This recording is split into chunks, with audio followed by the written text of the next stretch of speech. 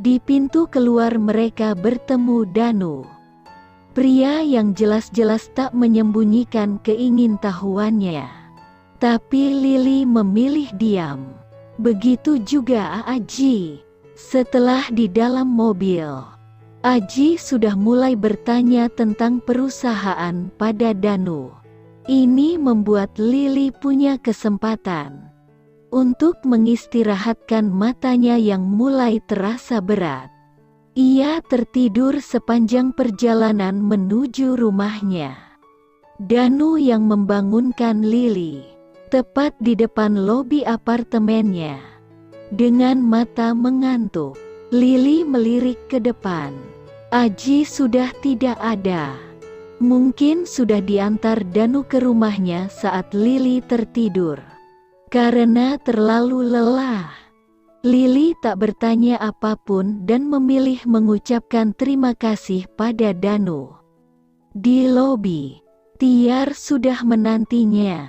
Sahabatnya itu menjerit kesenangan, memeluk Lily begitu girang. "Lo beli oleh-oleh apa aja?" "Li," tanya Tiar tak sabar dalam lift sambil melirik 2 tas koper yang mereka bawa. Lily tak menjawab. Ia memilih menyandarkan diri ke dinding, membiarkan matanya terpejam sesaat. Saat masuk ke dalam apartemen, barulah Lily menjawab pertanyaan Tiar dengan malas. "Gue gak sempat beli apa-apa, Yar. Di sana gue sibuk. Bos gue doang." Lalu ia menghempaskan tubuhnya ke sofa, kembali memejamkan matanya. Hanya terdengar suara Tiar yang membaringkan koper dan mulai membukanya satu persatu. "Terus ini apaan?" tanya Tiar bingung saat melihat isi koper. Masih setengah mengantuk, Lily membuka mata dan ia teringat barang-barang yang dibelikan Aji. Jangan-jangan, Lily melompat dari sofa, menerjang mendekati koper. Tapi bukan kopernya yang dibuka Tiar. Koper itu berwarna hitam dengan pom-pom warna biru. Koper yang tadi dibawa Aji sepanjang perjalanan pulang. Lily menatap koper itu bingung. Ini bukan koper gue, Yar, ini koper bos gue." "Benarkah? Cepetan lo hubungi bos lo." Buru-buru Lily mencari tas tangan yang barusan ia lempar asal-asalan ke salah satu kursi dekat sofa. Begitu ketemu, ia mengambil ponsel dari dalam tas. Segera mengirim pesan melalui WhatsApp. "Mi, Pak Aji, koper Bapak kebawa sama Lily." Jantung Lily tiba-tiba berdebar. Ya ampun, baru juga berpisah. Cuma info begini aja. Jantungnya sudah berpacu cepat. Lalu saat Lily masih sibuk menenangkan jantungnya, sebuah pesan balasan masuk. "My lovely bos galak, ini bukan ponsel pribadi. Urusan pribadi pakai yang satunya." "Nomor satunya? Yang mana?" Lily mulai panik. Ponsel bergetar sekali lagi. Sebuah pesan lain masuk. 0852107653XX, yang ini. Lily bengong, memandangi layar ponselnya tak percaya. Nomor ini kan? Itu nomor yang beberapa hari lalu ia kira dari Bang J. Dari kakaknya yang sering jahil padanya. Yang ia kira hanya sekedar perang untuk mengerjainya. "Mi, Pak Aji." Jemari Lily gemetar saat mengetik nama itu. 0852107653XX. "Kalau pakai yang ini panggil saya Mas Aji." Jerit Lily. Ponsel melambung jatuh ke atas sofa. Nafasnya tersengal-sengal ketakutan menatap ponselnya yang kini tertelungkup di atas sofa. Tiar yang sedang berjongkok menutup kembali koper hitam sampai ikut melonjak mendengar jeritan Lily. Gadis itu tergopoh-gopoh mendekati sahabatnya. "Ada apa? Gue berdosa. Yar, gue kena tulah, gue bakal mati." "Yar, gue udah mati," bibir Lily berkomat kamit tidak jelas. "Apaan sih lo? Gak jelas banget." Tiar menghampiri ponsel dan mulai memeriksa serta membaca pesan-pesan yang barusan membuat Lily ketakutan.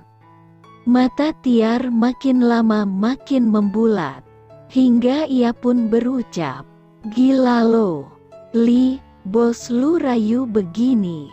Astagfirullah. Haa, tolong gue. Yar, please. Gue harus jawab apa?" rengek Lily takut. Ponsel bergetar lagi. Kali ini Tiar yang kaget. Ponsel kembali melambung, jatuh di sofa. "Kunyuk, kenapa HP gue lo lempar?" jerit Lily kesal, menatap marah pada Tiar. "Lah tadi lo juga ngelempar kan?" jawab Tiar tak mau kalah. "Itu kan barang gue, serah gue, emang lo mau HP lo gue banting?" teriak Lily lebih keras. Tapi Tiar tak menjawab. Gadis itu mengambil HP Lily lagi dan membuka pesan yang baru masuk. Ia tersenyum sebelum menyodorkan ke Lily. "Nih, baca deh." Setelah memberikannya, Tiar kembali ke koper hitam itu, membaringkannya lagi. Sementara Lily membaca pesan yang baru masuk itu. 0852107653XX, "Koper itu memang buat kamu. Kan saya udah janji. Semuanya ada kan? Semua yang kamu minta itu. Jadi." Lily men-scroll pesan sebelumnya dan bergegas ke koper hitam, yang kini sudah dibongkar satu persatu oleh Tiar yang sibuk memilih dari segepok gantungan kunci berciri khas Singapura. Sekotak coklat, selusin gantungan kunci, dan satu setel pakaian beserta aksesorisnya di koper milik Lily sendiri. Tak hanya itu, Lily menemukan beberapa hiasan meja, t-shirt, 3 kotak coklat lain yang lebih kecil, tas dan dompet lain. Ini pesanan emak dan Tiar. Sekali lagi teleponnya bergetar. 0852107653XX, "Juga ada buat ibumu. Saya lihat di daftar yang kamu selipin di dokumen semalam. Terbeli semua kan? 0852107653XX, titip salam sama ibu dan teman sekamarmu itu ya." 0852107653XX, "Thank you for helping me on this trip." Untuk sesaat Lily tak tahu harus menjawab apa. Ini terlalu banyak. Ini terlalu sempurna. Ia tersenyum sebelum mengetik jawabannya. "Me, thank you for everything, boss. Me, thank you for a perfect date that I ever got. This is my first, but this is the best." Cukup lama Lily memandangi ponselnya. Tak ada jawabannya. Lily yakin Aji bukanlah bos yang tak bisa membedakan urusan pribadi dan urusan perusahaan. Ia memang mempertaruhkan pekerjaannya. Tapi Lily ingin jujur, setidaknya pada dirinya sendiri. Itu sudah kebiasaannya. Hatinya memang merasakan hal berbeda pada Aji. Berbeda dari semua pria selain keluarganya sendiri yang pernah ia temui dan ia tak ingin menyembunyikannya. Ia akan menikmati semuanya. Meski itu artinya ketika Aji tak membalas perasaan Lily, ia akan kembali jadi pengangguran. Dengan 200 juta yang masih tersimpan rapi di dalam tasnya, Lily takkan pernah takut apapun. Tanpa sadar Lily tertawa terkekeh-kekeh sendiri. Dasar materialistis, tagar sisi jahat menyumpah sadis. Biarin ya Li, kan hanya ingin memastikan lo masih punya rencana cadangan, tagar sisi baik membela. Tret, ponsel bergetar lagi. 0852107653XX, Me Too. Lily cantik. Ponsel Lily melayang sekali lagi. Tapi kali ini tak berakhir di atas sofa. Kembali ke tangan pemiliknya yang setelah itu melompat-lompat di atas sofa.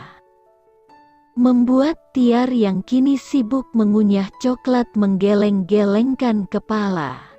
Yes, this is really a perfect date. With complete gift.